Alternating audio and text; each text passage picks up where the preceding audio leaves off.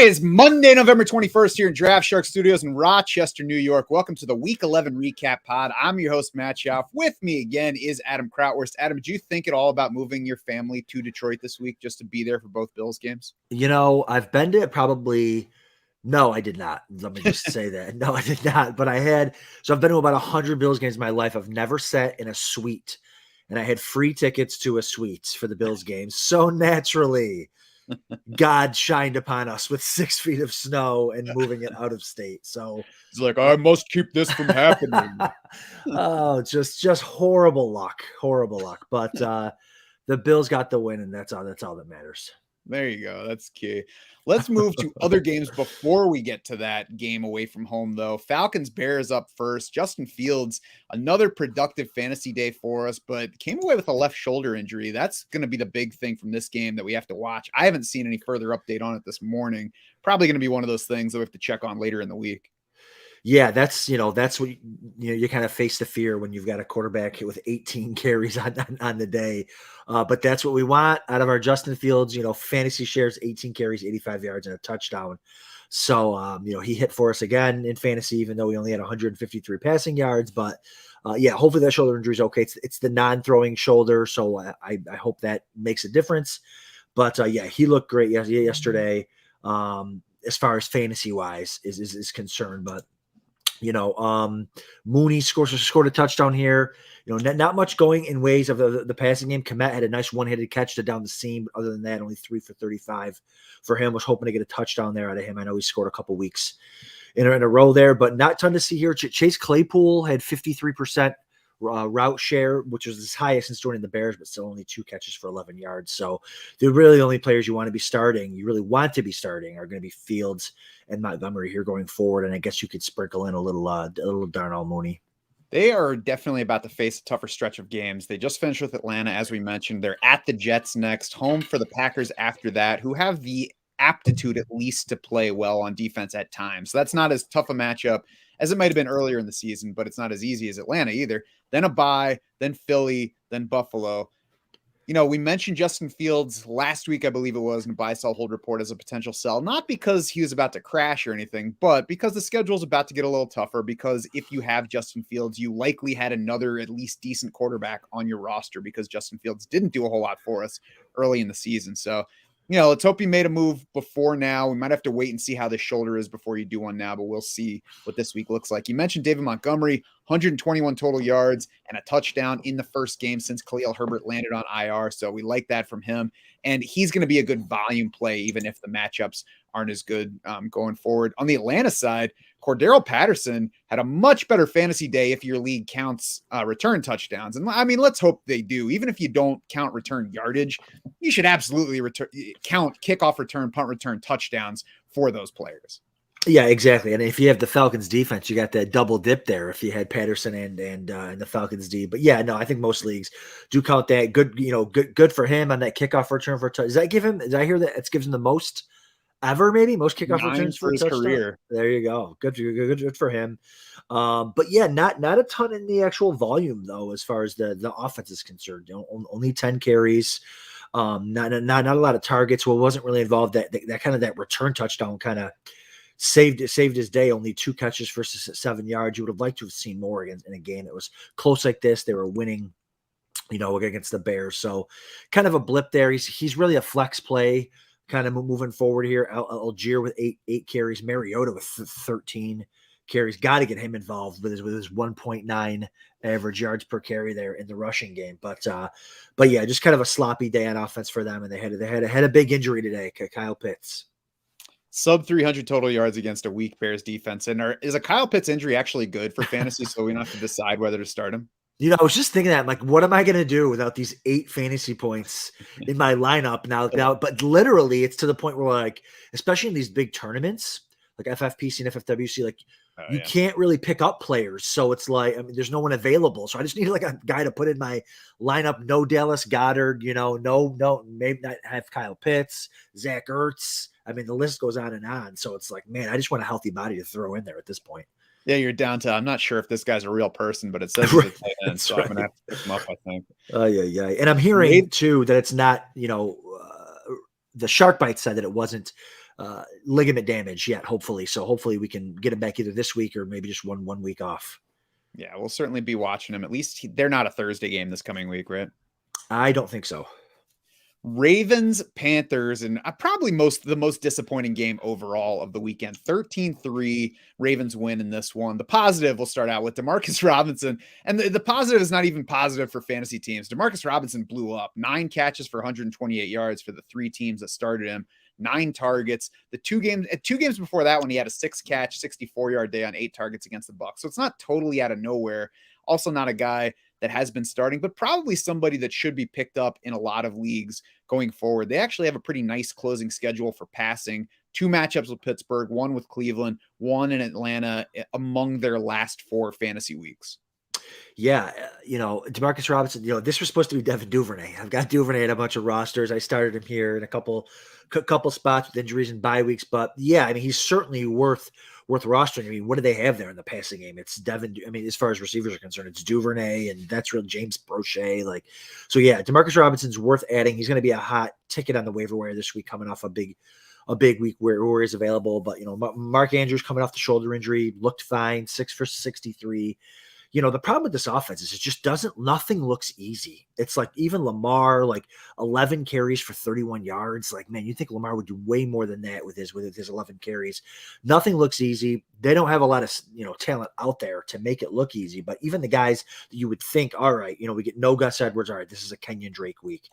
10 carries for 46 yards, not really involved too much in the passing game. 2 catches for 7 yards. Didn't look great, losing goal line carries to Patrick Rashard and stuff like that. It's like, it just doesn't look good for the guys. You're starting Lamar every week because of that upside, and you're starting Andrews because he's awesome. And there's no other really options at tight end other than him and Kelce. But it doesn't look easy. Lamar hasn't been great in a month. Yeah, his past 7 games, he's hit 20 fantasy points twice. So he's not even a lock to start. He's one of those guys that you get to Sunday and you're like, I got to start him because if he doesn't blow up, if he does blow up, I'm going to feel like an idiot with him on my bench. But at some point you have to be like, it's not happening.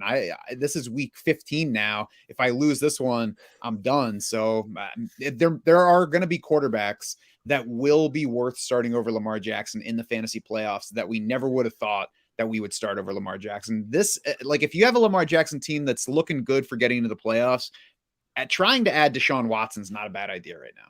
Yeah, if Deshaun Watson's available, absolutely. And that might be, people might already have both of them. You were talking about Justin Fields earlier. There might be some Lamar, Justin Fields teams, so where you're definitely starting Justin Fields. It just doesn't look easy for these guys. They want to run the ball and play defense. So, and again, there's not a lot of weapons there to really make it happen. And I've gotten questions along the way, I have Lamar Jackson and I have Tua or somebody else like that. Should I go ahead and trade Tua? Because Lamar's got a good playoff schedule for fantasy. Right now, I don't think I could comfortably trade that second quarterback. I think I'd rather have the 2 options. Agreed. On the Panthers side, once again, this offense is absolute garbage when Baker Mayfield is behind center. He apparently doesn't know that DJ Moore plays football, and it's just bad to the point that it affects everybody. So we will all hope that somebody else is healthy enough to play quarterback next week. Yeah, I benched DJ Moore in a ton of spots and felt great doing it. I'm like, there's no way he's going to make me pay for this. And even when Baker Mayfield wants to throw DJ Moore the ball, it gets swatted back in his face. Every time it's a slant or a short route, he can't get the ball over the defensive lineman's head. It's incredible. So this guy was the number 1 pick in the draft. It's just gross. You can't start anybody really on this team. Deonta Foreman, 11 carries for 24 yards. But again, they weren't losing this whole game. It was closer. It was 3-3 for most of the game. But even there, he's not involved in the passing game. So for a guy like Foreman, you got to hope that they get a lead, which they're just not going to do with Baker Mayfield. Yeah, to be fair, the Ravens have been playing better on run defense lately than they were early in the season. But the offense is going to hurt Deontay Foreman. They've got Denver next week, which has had vulnerable times. They allowed Josh Jacobs over 100 yards, but I certainly can't bet heavily on Deontay Foreman in that one. Then the bye after that. The Detroit matchup in week 16 really looks like the one spot where we can hope to start a Panthers running back. Otherwise, I wouldn't consider Foreman a lock to be in starting lineups in any of the other weeks. Yeah, exactly. And again, you've got, I don't think we have any buys or this week or next week, maybe. It might be 2 weeks with no buys, but yeah, I mean, unless you've got buys or injuries, Foreman's probably not starting for you. Mm-hmm. That's all I got for that game. So let's move on to Bills 31, Browns 23 in Detroit. A run-heavy Bills offense in this one, just 46% pass for this game. We had Devin Singletary run 18 times for 86 and a touchdown. James Cook also went for 86 yards on his 11 carries. And once again, Naheem Hines is a rumor. That's right. It's bad when my 11-year-old son's watching the game going, Dad, why did they trade for Naheem Hines? Is it just for his kick returns? Yes. Apparently. I think it was just for somebody to take Zach Moss away from them. That's right. Listen, I would have driven Zach Moss wherever they wanted to send him. They didn't need to. They didn't need to make a trade. But yeah, I mean the running game looked good. I mean, I never say that about the Bills, but the run game looked good. The offense, it didn't look easy. It hasn't looked easy for a couple weeks. And I'm wondering if maybe the whole screwy week they had this week with not being able to practice and the weather and having to go to Detroit, not knowing if they're even going to get out of town, like if that made a very they weren't trying to force the ball down the field. They weren't trying to do anything crazy. It was just kind of a smash mouth game. Allen looked like just like a game manager this game, 18 of 27 for less than 200 passing, no interceptions, no turnovers, so that's good. But he didn't have that swag. He didn't have that kind of running all over the place kind of look to him. So we'll see if that changes Thursday against Detroit on Thanksgiving. So, but yeah, Singletary looked fine. Cook looked great. Had 86 yards on 11 carries, had a 30-yard run. So good for the running game. Passing game, Diggs, I don't think Diggs had a target till maybe the last pass of the half where he scored. And there was a moment in the first half where him and McDermott were like embracing on the sidelines and talking to each other, like whispering in each other's ear. Like, I don't know if Diggs was about to fly off the handle, not getting targeted in a game where they were losing. Yeah, I mean, they're losing. They weren't looking good. Allen wasn't even looking his ways. I don't know what was going on there, but Diggs ends up getting there, 4 for 48 and a score, looks fine. Gabe Davis 5 for 68 gets there on 7 targets, but again had 2 bad drop. I mean, he just is dropping everything. I think he has the highest drop rate in the NFL. It's like 17% or something, but yeah, just not looking great for everybody, but a lot of those guys still got there just on touchdowns. It's a third straight game for Josh Allen with 1 touchdown or fewer. The first one you could explain away because he ran for 2 scores against the Jets. And the Jets have been playing good on defense. The past 2, of course, have followed that right elbow injury. So you wonder how much of a factor that is. You wonder with this game in particular, how much of it was planned to run more, how much they decided to with just how game flow went. So I think it's good that they have a matchup like Detroit coming up next where you don't have to say, man, I'm worried about Josh Allen. I'm not sure whether to start him. You're going to start Josh Allen against Detroit, regardless of what goes on there. And I guess we'll see how the offense, figures itself out for that game. It's nice that it's an opponent where everybody should be able to do whatever the Bills allow them to do. Yeah, exactly. And again, they were coming off two losses. One that was just impossible that they lost to the Vikings. I think maybe they just wanted to, again, with the crazy week and the weather, let's just get in the win column. I don't think they came out like necessarily thinking they were going to run the ball. I mean, they were losing like the whole first half, and they were still able to keep it close, and then kind of just ran the ball a ton in the second half. Gabe Davis, for what it's worth, has seen 7+ targets in 3 of the past 4 games. So he has been getting more involved. That helps if you're one of those who drafted him where he was going this year. On the Brown side of this one, not much rushing versus what we're used to seeing from them. A slow day for Nick Chubb. I don't think that impacts him going forward. It's just disappointing for this one. First 300-yard game of the season for Jacoby Brissett. A big game for Amari Cooper, scored twice. Nice game for Donovan Peoples-Jones. Again, 5 catches, 61 yards, and a touchdown for him. That's his first score of the year. And then we had David Njoku return from his injury, but clearly kind of easing him back in because he ran behind Harrison Bryant among Browns tight ends. Yeah, I wonder too, like when Deshaun Watson comes back, how much better. I mean, this offense has been super efficient, all season long. Jacoby Brissett, 324 passing yards, 3 touchdowns. I mean, against Bills defense, again, they don't have any of their starting corners. They were missing a ton of defensive players, but he looked incredible. Right in sync with Amari Cooper, 8 for 113 and 2 touchdowns. Caught, kind of fade routes there, just was better than the cornerback. Had a couple of other big catches during the game. Donovan Peoples-Jones, we talked about a little last week, like, hey, maybe he's a wide receiver 3 going forward because of Deshaun Watson. Well, he's kept it going again, 5 for 61 and a touchdown. He's looked good doing it. So Njoku had a big play called, or a bigger kind of play called back in this game, 2 for 17. I think you're right. I think they were easing him in here. Harrison Bryant dropped a touchdown pass. 4 for 41 here for him. So this is a pretty good game for them fantasy wise, because when you look at the schedule, like the Bills defense really kind of holds everybody down here. But to be able to get a game out of the elements in a dome away from Buffalo, they all got to get to capitalize, except for Nick Chubb. Yeah. Pharaoh Brown also had an early touchdown that he should have caught. So yes, could have been even bigger for Brissett. Could be another pass leaning game for Cleveland against Tampa Bay in week 12. This was only the second game all season, though, where Jacoby Brissett threw more than one touchdown. So he's the kind of guy that could be a sneaky upside play if you're in need at quarterback. Not somebody that I'd go off of this game saying, oh, this guy is my sleeper for next week. He's going to deliver for me. But yeah, no, I definitely agree there. I just think that the offense, Cooper's been great. Donovan Peoples-Jones has been great the last 4 or 5 weeks. Like Deshaun Watson, when he comes in, how much better is he going to make them than this game here? Yeah. Certainly probably not a whole lot better than this particular game against Buffalo, but overall, I think it is exciting for even unlocking more upside. I'm curious to see, too, once Njoku is all the way back, what that does to Peoples-Jones's targets. But, there were a fair number of targets going to tight ends yesterday. So there should be room for those 3 guys, assuming this team does like to pass a little bit more with its $250 million quarterback behind center.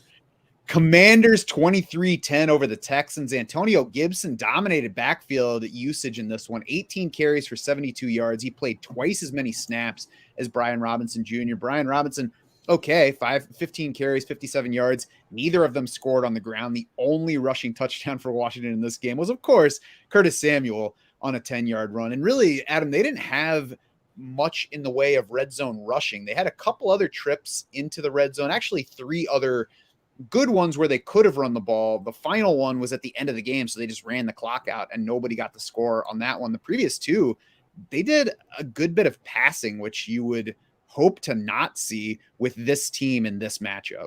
Exactly. And, I started a bunch of Brian Robinson this week thinking, there's no, and then, they put McKissick on the IR. It's like, all right, this is the week against the Commanders where he looks decent. I mean, if Robinson couldn't hit this week, when beating playing well against the Texans, a 2 running backfield against the worst run defense in football, like he only 5 fantasy points. But this looks like every other week for him. It's 5 fantasy points, and then when he falls in the end zone for a touchdown, he's playable. So good game for Gibson. Didn't get in the end zone, but again, led the team in carries, 46% to 38%. Gibson over Robinson. That Curtis Samuel rushing touchdown sucks for all the people who are starting. I mean, you find like those are the opportunities that you're looking for. 4 yards a carry, 18 for 72 for Gibson. Plus what we always want, the 3 catches for 31 yards. That's 6 points right there. That gets him into RB2 territory even without the touchdown. So yeah, Gibson's fine. This is what we're looking for Gibson going forward. I mean, 18 carries, 3 catches. We'll take that any day of the week. For him, would have liked to have seen him do a little bit more against this defense, though. The rushing TD is great if you were forced to start Curtis Samuel, but it also probably negatively reinforces that because you shouldn't be starting Curtis Samuel if you can help it. And this game presented an extra challenge as Jahan Dotson got back to the playing time that he was getting early in the season. This was his second game back from the hamstring injury. He got up to the same kind of route rate as Terry McLaurin and Curtis Samuel in this game. And if we had all 3 of these guys playing similar amounts going forward, that's bad news for both Dotson and Samuel because McLaurin maintained his target lead with Taylor Heineke. Yeah, which is great. Did they name Heineke the starter moving forward? Is that what I heard? Afterward, Ron Rivera says he's starting Heineke because they're winning. Perfect. That it's a flimsy position, I think. If he comes out and has a terrible game, I think it's one of those situations where in any given game, if the first half is awful, we could see Carson Wentz in the second half and then Carson Wentz beyond that. But for now, it looks like Taylor Heineke. Yeah, it's not even like he had a great game here, 15 and 27 for 191 yards, but he gets the ball to the guys that need to get the ball, right? To Terry McLaurin, 4 for 55. Not a lot of volume, but they're definitely clicking those 2. I think McLaurin's top 10 in yards. receiving yards on the season, so that's good. Nice to see some signs of life out of Logan Thomas. 5 for 65, look good too. Again, running down the seam there. So yeah, I mean, if Heineke can just get the ball to the guys that need it, and kind of back to the Curtis Samuel situation, like Curtis Samuel was good at running the ball when he was in Carolina, and they don't need JD McKissic. Like Samuel can play that JD McKissic role.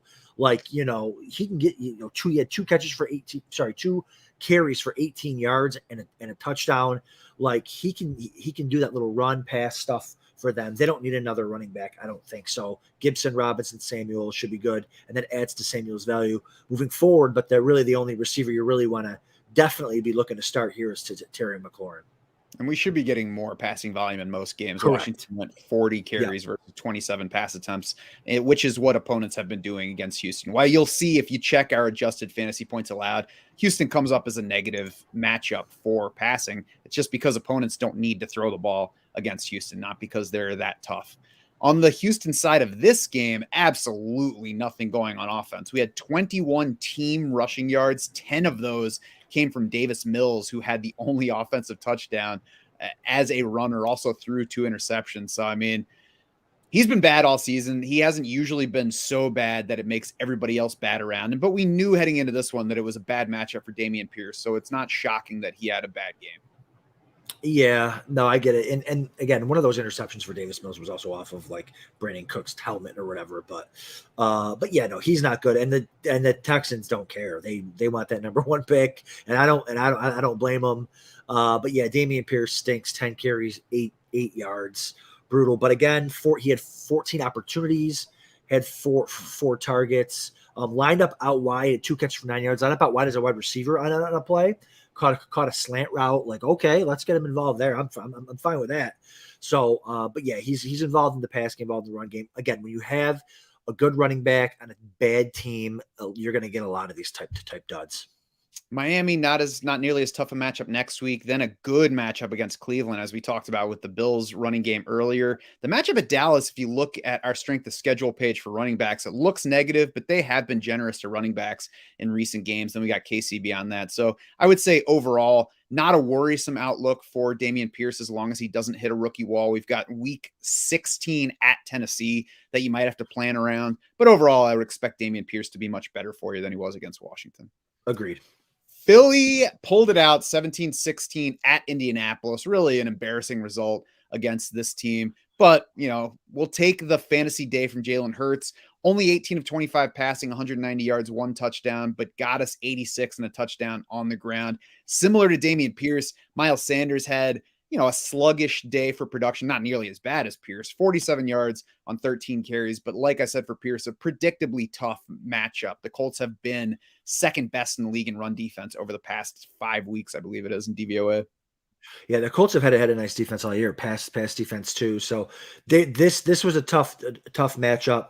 Hurts only had 190 passing yards and a passing score, but they were humming. AJ Brown was humming early. I feel like he had 5 for 60 in the game. I feel like they were all like the first 2 drives, but yeah, no, they still 11 points from AJ Brown, 13 or 14 from Devonta Smith. Like they're fine. They got you there against a tough defense. So, just from an NFL game perspective, it was kind of nice to see Philly even get the win there at the end, 14 points in the fourth quarter. Mm-hmm. I had all these Jeff Saturday tweets queued up and I had to delete them. I'm like, oh man, I was about to go ham on that, but no, I mean, the Colts at least look more organized. They look a little bit better, but Miles Sanders, I would just like to see him. I know this was a bad matchup, but eventually a game where he just pops off for just a monster game. But I feel like he's always right there. This wasn't one of them, but I think he's the next man up. Everyone's kind of had a monster game or 2 for the Eagles. I think Miles Sanders is due.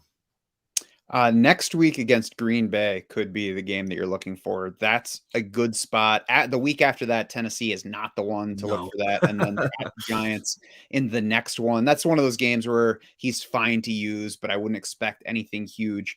And then at Chicago, at Dallas, fine finish for his fantasy schedule. You're disappointed with what AJ Brown gave you yesterday, but it shouldn't be a worrisome result for you if you were like, I hope his ankle's okay. Made it through the game. He and Devontae Smith combined for 64% of Eagles targets in the first game since Dallas Goedert went down. So that's what we're hoping for from them. And there were no more than 2 targets for anybody else, even though Quez Watkins claimed the 1 touchdown reception. On the Colts side, obviously the biggest thing is Jonathan Taylor's back. Not a huge game for him, but a game that will take over 20 carries, scored a touchdown early. Alec Pierce, I think, is the relatively most notable thing here. Led the team in targets, took 25% of Colts targets in this one. And the numbers went 8-7-6 between him, Michael Pittman, and Paris Campbell. So those 2 guys weren't exactly phased out. It was Alec Pierce playing a bit more than usual. His routes were ahead of Paris Campbell for, I'm pretty sure, the first time all season. Yes, yeah, and again, it's a game where they didn't, they just didn't score their touchdowns. I mean, the offense is much more competent, obviously, with Matt Ryan in there. Only threw for 213 yards, but again, Philly's got a really tough defense. So, but it's nice to see Pittman, Campbell, Pierce being the guys getting the ball here. 7 targets for Pittman. He's back to like wide, low end wide receiver 2, wide receiver 3 option now. Paris Campbell's been awesome with Matt Ryan all year, 5 for 67. You absolutely love that for him as long as he can stay healthy. So the odd man out here is really Alec Pierce, but Pierce will have his moments. He had 8 targets today. They just weren't connecting. So I was forced to start Kylan Granson in some spots where, Gerald Everett, all these tight ends are out. Wasn't too happy with this 1 for 16. Even if you take him and Mo Alley, combine them, it's still no good. So they only combined for two targets. But the running game, 22 for 84 for JT, looked okay. Got his touchdown, got 3 receptions for 10 yards, so it was a little weird to see Deion Jackson in there at the end. But Taylor still got his stats for you.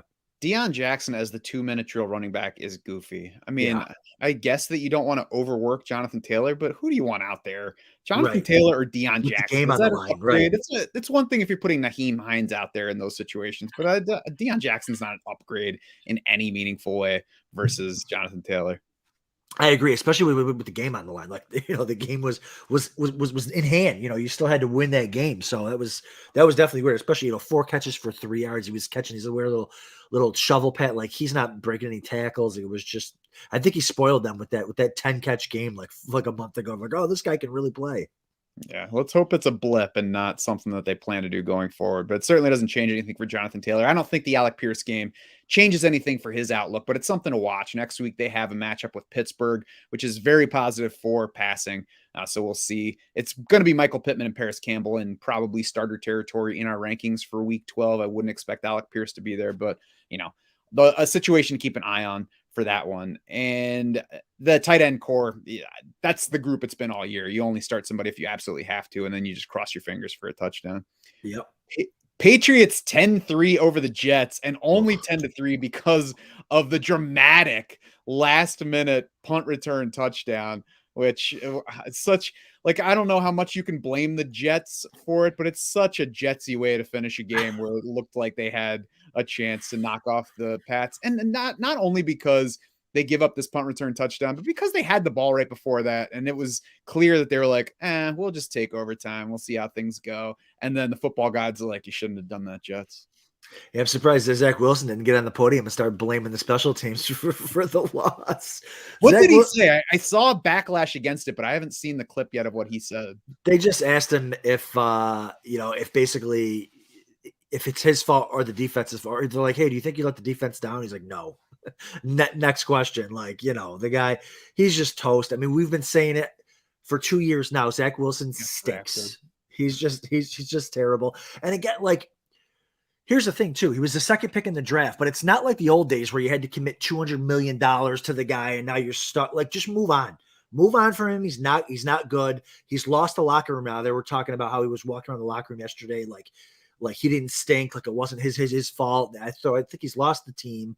Certainly Elijah Moore. He lost Elijah Moore about 2 months ago. So I think it's time to move on from him, especially, they're 6-4. They have a outside shot at a playoff spot. Just get White or Flacco in there or somebody, because they got weapons. They got a really good defense. So get Zach Wilson out of there. He stinks. There's nothing to really talk about for any player, especially on the Jets in this game. But leave it to the Patriots special teams to win a game at the buzzer.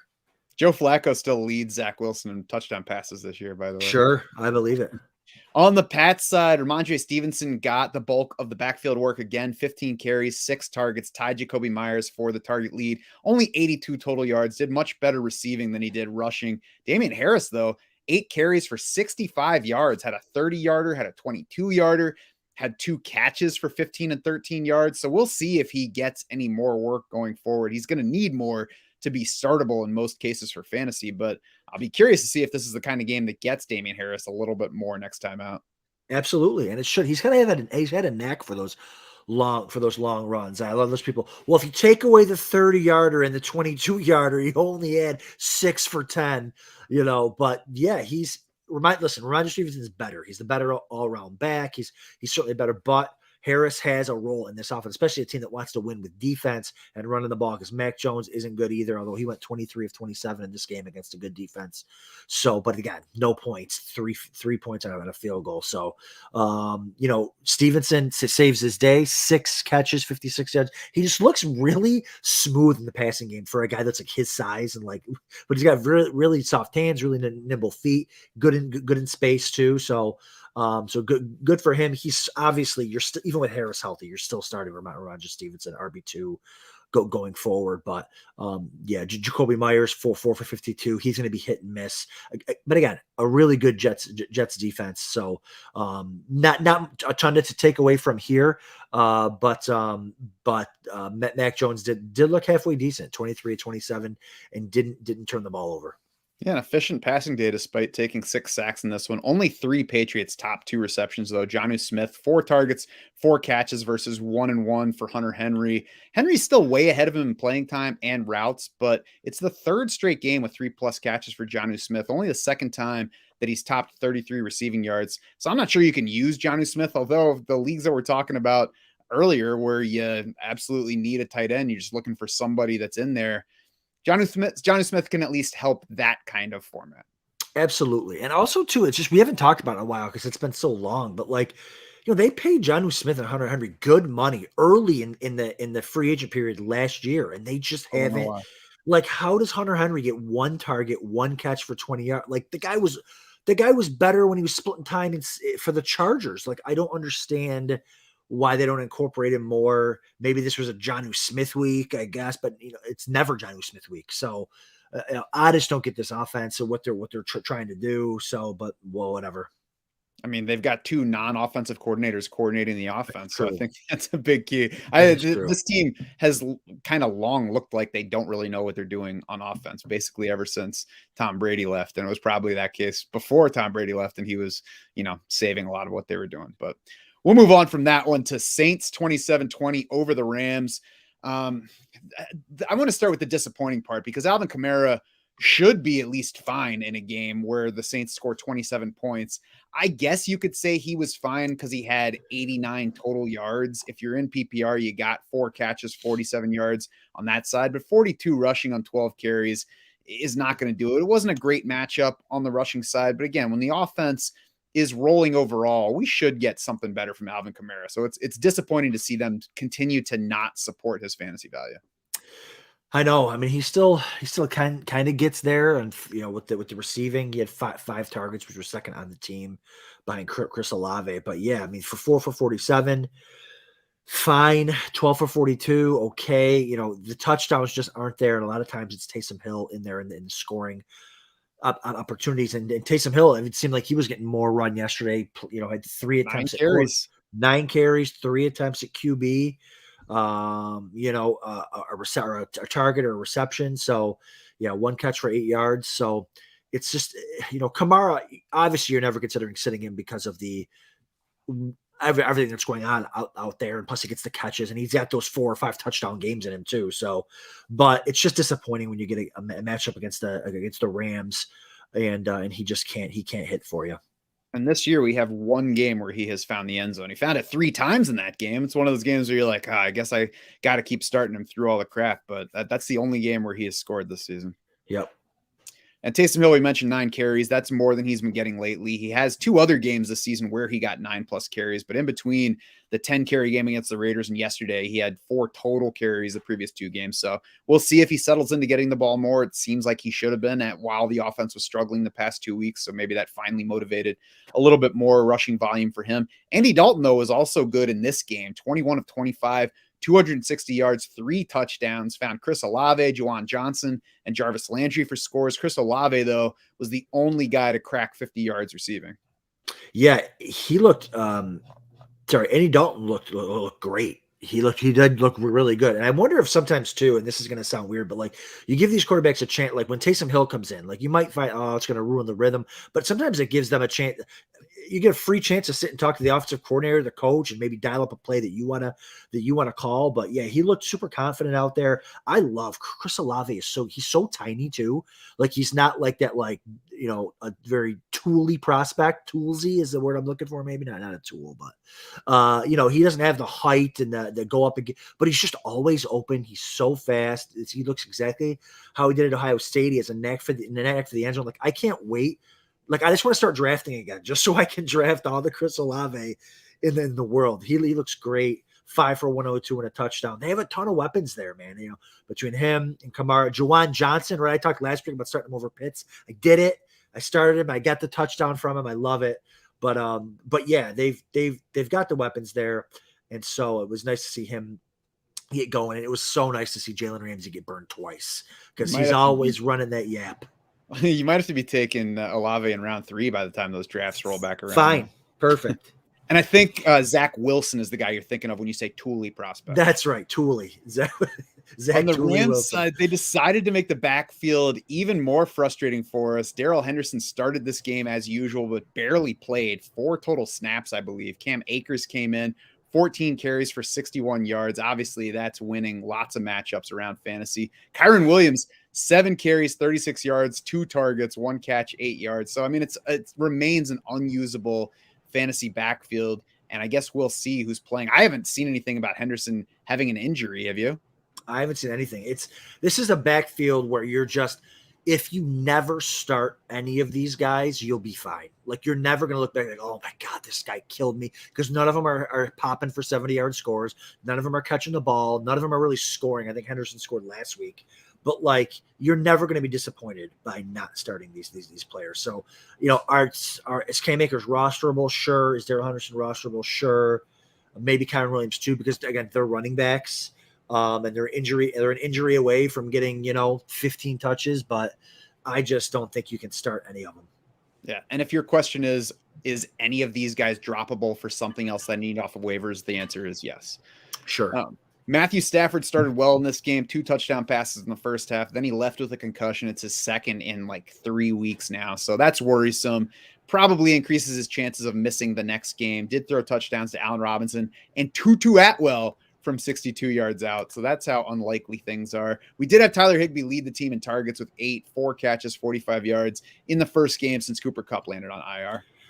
Yeah, at least we kind of get a view here of what it's going to look like going forward, because we just didn't know. Right? Is it going to be Ben Skowronek? Who's going to be running out of the slot? Van Jefferson played a little bit more out of the slot this week, so that's good for him.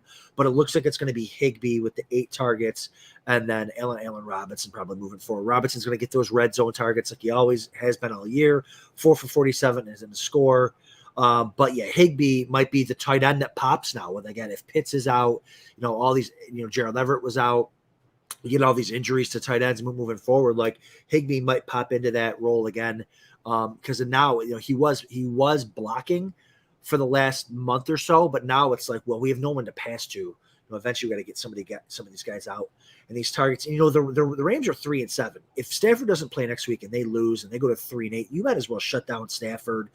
Kupp's not going to play. You might as well shut these guys down to have them healthy and hungry and ready for next year, and get yourself a better draft pick. So, well, they don't even have draft picks, so never mind.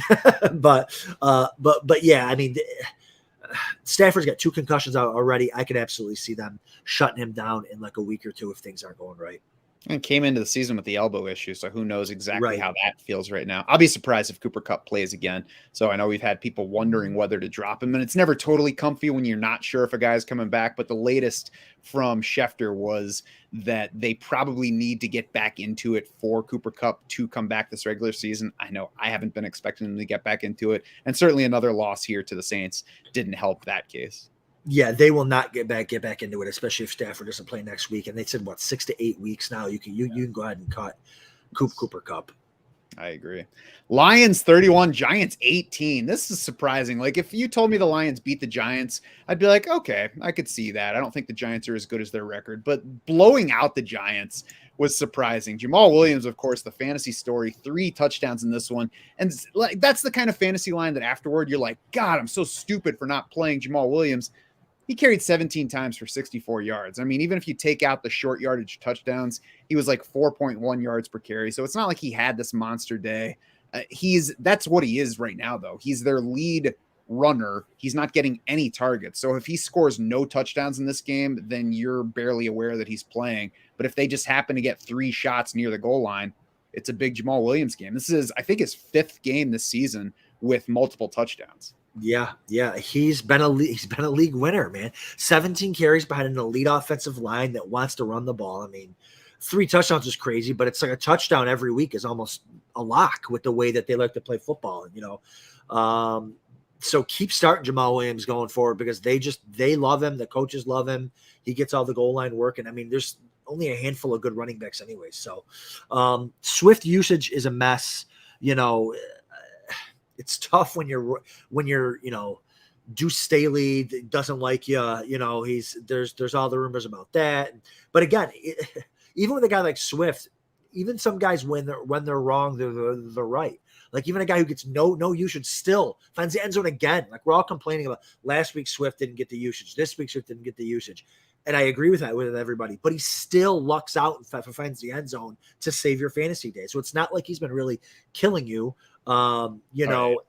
And so, I mean, he's not the guy that you drafted, obviously, but at least, he's got guys like, we talked about Brian Robinson earlier. That guy gets 16 touches against the worst run defense in football and can't sniff the end zone. So Swift hasn't killed you. He's killed you all year, but he hasn't killed you the last 2 weeks. So, and also there was talk about him, coming out. I mean, this is kind of a macro look, but like people didn't really like his footwork, his efficiency, his vision, and maybe that's stuff that Staley is seeing, but he should not be running 3rd behind Justin Jackson. I mean, that's wild, but we don't know what type of attitude Swift has on the sidelines. There's just a lot of stuff that we don't see for him because when you get a situation like this where it just makes no sense whatsoever week after week after week, there's gotta be something going on behind the scenes.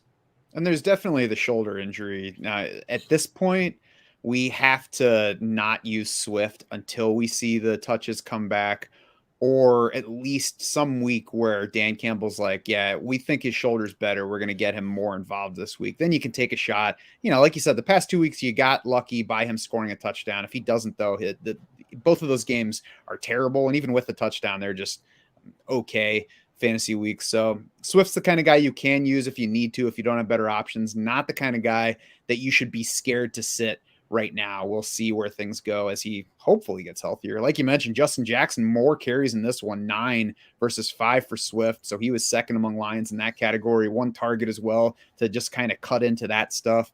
On the Giants side, Daniel Jones had a big fantasy day, not a great real football day, 27 of 44 passing. So that's a lot for him. 341 yards, 1 touchdown, 2 picks in this game, 50 yards on the ground though, and a touchdown there. So he's probably going to finish the week as a top 5 fantasy QB. Yeah, great. I mean, he's my hero this week. I had to start him in a ton of spots and 341 passing yards and a touchdown, 50 rushing yards and a touchdown. So big time for him. Got Wandale and Darius Slayton involved early and often. Unfortunately for Wandale, well, he had 9 for 100 this week on 13 total targets, his biggest game as a pro, but I think we just got news that he has torn his ACL. and he's done for the year, unfortunately. So go pick up Darius Slayton. Darius Slayton has looked good, 5 for 86 last week, and now he's really the last man standing in this passing game. So that might need more targets for Barkley. Hopefully that it's not need more targets for Galladay, who had 2 for 30, his biggest game in 5 years, 2 catches for 30 yards on 2 targets. So but yeah, down week for Saquon Barkley. Listen, Saquon Barkley owes us nothing. Okay? Saquon Barkley has been incredible for us. I'm saying that because I love him, but 15 carries for 22 yards and 2 catches for 13 yards against the Lions is not what we were hoping for. We were hoping for much more than that. But again, he owes us nothing. Yeah, it was supposed to be Saquon Barkley week, but if you're disappointed, just let his week 1 where he blew up the Titans on the ground, right? Who have since stopped every single running back. Like those two balance each other out. Yeah. You're not going to sit Barkley going forward. There's nothing to worry about from this game. They're at Dallas this coming week. I agree. Darius Slayton. That matchup could be tough for Darius Slayton in the passing game. After that, though, they've got Washington twice still. They've got Minnesota in week 16. So Darius Slayton could have more of an impact on the close of fantasy seasons than we ever would have guessed coming in. On to the Raiders and Broncos in overtime, 22-16 Raiders over the Broncos. Derek Carr, unfortunately for my wallet, got there thanks to overtime. He finished regulation short of 240 passing yards, which is where I had him in underdog pick'ems last week. Then we had overtime, and he hit Foster Moreau for a 33-yarder hit on Moreau's only catch of the game, then a 35-yard touchdown to Devontae Adams to win it, 307 passing yards. Not a reason to bet on Derek Carr. Nice finish against a tough pass defense, but not in line with anything else that Carr's done this season. So I'm going to go ahead and continue expecting limited stuff from him, and we'll go ahead and continue expecting big things from Devontae Adams, who had a huge game, Josh Jacobs, who got back to 100 rushing yards.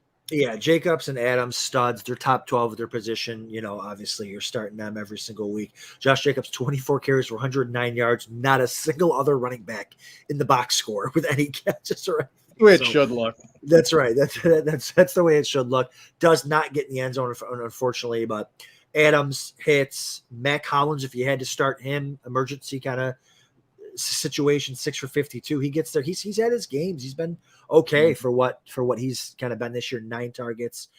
Jacobs also involved in the passing game. Foster Moreau, man, another guy that I was forced to start, and I think we started him in the main event and Draft Sharks. And one target, 3 targets on the game. One sailed over his head in the end zone, wasn't even close. It was almost like they were throwing it away. And he finally gets involved in overtime on a seam route to kind of to get 5 fantasy points. But and it's always funny. Like if you went into a game, like, man, if this guy gets me 5 fantasy points, I'm gonna be pissed. But then when he goes into overtime with none and he hits for 5, and like, thank God, 5, it's the best 5 ever.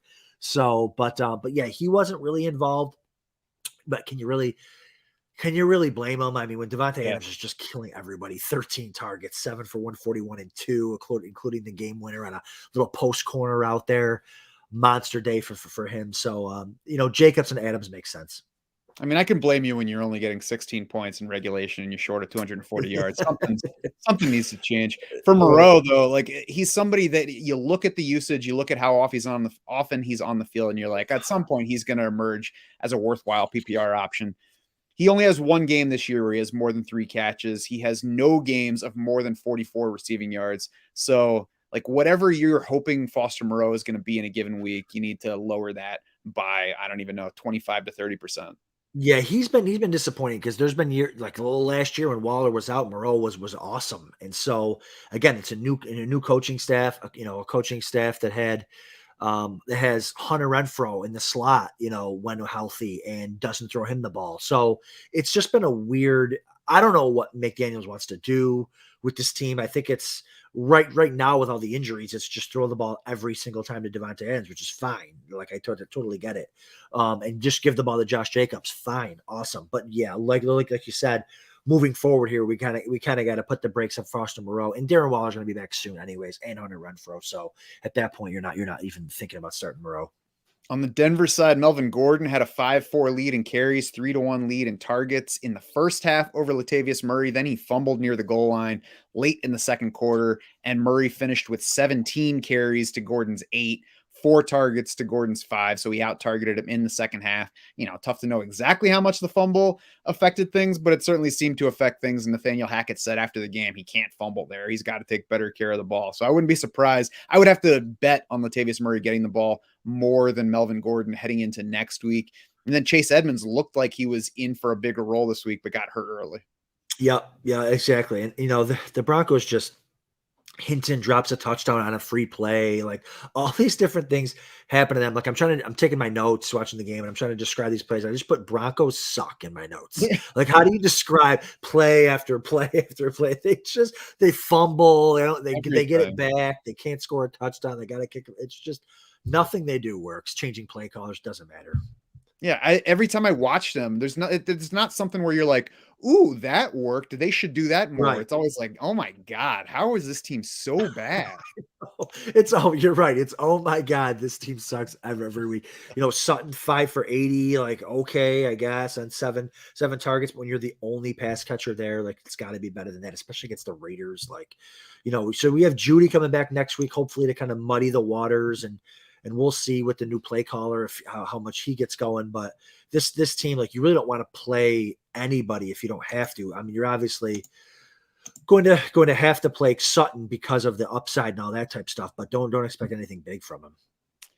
Cowboys 40, Vikings 3. And I think that disparity leaves not a whole lot to talk about fantasy-wise from this game. Obviously, Tony Pollard, it would be unfair to go through this game without talking about him. Every time that he is prominently involved, it makes you wonder why he's not always prominently involved. Yeah, I mean, listen, every time we get a chance to talk about Tony Pollard, we have to talk about Tony Pollard, because they don't allow us to do it often, unless we're screaming about how he needs to get the ball more. Led the team in rushing yards, led the team in receiving yards, on a fly route, catches a fly route for a touchdown, a 68-yard touchdown, 6 for 109 and two scores. He just looks so much better. We don't even have to talk about that anymore, but let's just keep him there. Keep him in that role. Keep Zeke in the grinder, 3rd and short. Even when Zeke steals, 2 goal line touchdowns, fine. Like, if Pollard's getting all the pass game work and all the other run game work, fine. It's great for Tony Pollard. Unfortunately, Lamb 5 for 45. I think he had 4 for 43 in the first half. Didn't do anything in the second half. Again, they were up by 1,000,000 points. He got tackled at the 1-yard line on a screen pass, which stinks. But this is kind of an outlier for CeeDee Lamb. You would have expected, like, if you didn't watch the game, like, oh my God, 40 points. Let's go see what Lamb did. Nothing, because he barely played the second half. Mm-hmm. Yeah, and Zeke did get 15 carries in his return, same number as Tony Pollard. I would bet that rises going forward if the knee is good to go, but it's at least good to know it's possible for them to give Tony Pollard as many carries as Zeke in a game where they both make it to the end. On the Vikings side, I don't think we change anything for our fantasy outlook, but it's clear from this one that they are not as good as their record. Well, sure, yeah. I mean, they won an impossible game against the Bills last week, but yeah, they are. I mean, it's a very condensed offense, right? You've got Jefferson, you've got Hawk, you've got Cook. Hawkinson's in 34% target share in this game, so you're obviously starting him with confidence. 5 for 34 on 9 targets. Jefferson, we got the reports of a mild turf toe, only 3 for 33 in this game, only 5 targets in a game where they were getting smoked. So, and again, he sat in the fourth quarter, so maybe that obviously has an effect on your line. But I'm wondering if that little turf toe is kind of messing with him. But we'll see next week. Yeah, it's possible. He also had a matchup with Trevon Diggs, who's been playing better this year than he was in coverage last year, so that hurts. The next 2 weeks they get New England and the Jets, and I mean, I'm not sitting Justin Jefferson against the Patriots, but it won't be shocking if he has a disappointing one there. The Jets have been a tough matchup, especially Sauce Gardner, so that could be another rough spot. So again, not somebody that you're sitting, but you can't count on Justin Jefferson carrying your team the next 2 weeks. We'll see if that turf toe is an issue. I think probably his practice participation will tell us more than anything else on that front. Bengals 37, Steelers 30. Najee Harris, a second straight nice day. He had not had any games before week 10 where he had 20 carries or 90 yards or 4.5 yards per carry. And he's now done each of those things in 2 consecutive games. Yes. Welcome. Coming off a bye, right? Welcome back, or the last 2 weeks anyways. Welcome back to fantasy relevance, Najee Harris, 20 for 90, two scores, hurdled someone diving into the end zone, looked kind of athletic there. It's That nice was a to nice see. looking touchdown run. Right, nice to see there. So yeah, you're starting him. Especially with Jalen Warren leaving early with the hamstring injury in that I was one. just So gonna that'll say, help the targets. yes, Jalen Warren out, so that'll definitely help the targets. Definitely help. Again, a lot of these running backs, you don't have to be good. You just got to get the volume, and we'll talk about that on the other side of this game. But yeah, so yeah, you're starting Najee moving forward here. Pickens again, 4 for 83 and a touchdown. We knew this is the second week with a touchdown. Last week was a rushing score. We knew this condensed target share, getting rid of Claypool. He looks great. He also left some on the field there with a drop pass, but he makes up for it with all his acrobatic stuff. He's great in the run game too. So yeah, nice to see him get going there. I benched Deontay Johnson kind of where I don't have a lot of him, but where I did have him, I benched him just because it's just not going to happen. It's not going to happen this year. Pickett's not good enough. Deontay Johnson apparently isn't good enough for 21. It's just what the Steelers are this year. They need a quarterback next year, and then they can hopefully unlock this offense. Mm-hmm. On the Bengals side, another good one for the passing offense. Big game for Joe Burrow, 4 touchdowns in this one. T. Higgins got it done, although let Samaje Perine score almost all of the receiving TDs, with Trenton Irwin, of course, grabbing the other like we all predicted going into this game. The Joe Mixon concussion certainly helped. Perine's first touchdown came before Mixon left the game. His other 2 followed Mixon leaving the game. But Mixon, concussion history says Mixon's likely to miss at least the next game. So Perine should get a start. Unfortunately for him, it'll come against the Titans. I know. That was the first thing I went and looked at because I have not a lot of Joe Mixon at all. I have a ton of Perine. One of those roster cloggers that's just been sitting on my roster, waiting for this moment. I go and look, oh, it's the Titans. Freaking fantastic. But again, if they can keep him involved in the passing game, though, right? I mean, 4 targets, 4 catches for 52 and 3 touchdowns. He's basically Tony Pollard with a beard. Fine. Beautiful. I love Tony Pollard with a beard. Okay. Samaje Perine. So yeah, I mean, he's going to be startable next week, because I'm assuming, these concussions guys have been sitting out for at least a week. So get him involved. But Matt, I'm in a 5K matchup against our buddy Chad Schroeder over there at the FFPC. He had Joe Burrow and I had T. Higgins, and we are neck and neck. And Burrow throws for 4 touchdowns, and none of them are to T. Higgins, and I'm losing my mind. So kudos to him. But hey, I had Travis Kelce last night. My best friend in the whole wide world. I'm down 2 going into Monday night, and I have the Cardinals defense. How do I hedge this bet, man? Where do I hedge that the Cardinals don't get an interception or a fumble or 2 sacks or whatever it is? I guess you got to take the over on somebody on that 49ers offense. Would it be Christian McCaffrey? That's right. Maybe. I'm taking the overs on all the Niners guys, but anyways, that was a long story. But yeah, T. Higgins looked incredible. He was a guy that again had like nothing through like the first quarter and a half, and I'm like, what is going on? And then he exploded at the end of the second quarter. Makes a big catch down the sidelines before the half, and like is rolling over on the sidelines, holding his back. I'm like, oh no, not again. But he ends up, coming back out in the second half, just dominating. So it's good to see 9 for 148 on 13 targets. That's what he should be getting, in these matchups without Jamar Chase. So it all kind of made sense. Burrow got there and all that. It was nice to see Higgins, but we'll see what Joe Mixon looks like this week. Tyler Boyd quiet in this one, 7 targets, but only caught 2 of them. They're hoping that Jamar Chase is going to be back for that Tennessee game next week. So we'll watch this week and see. Certainly if Chase is back in, I'm not going to feel great about using Boyd. It's not going to change my outlook for T. Higgins, though. Right, exactly.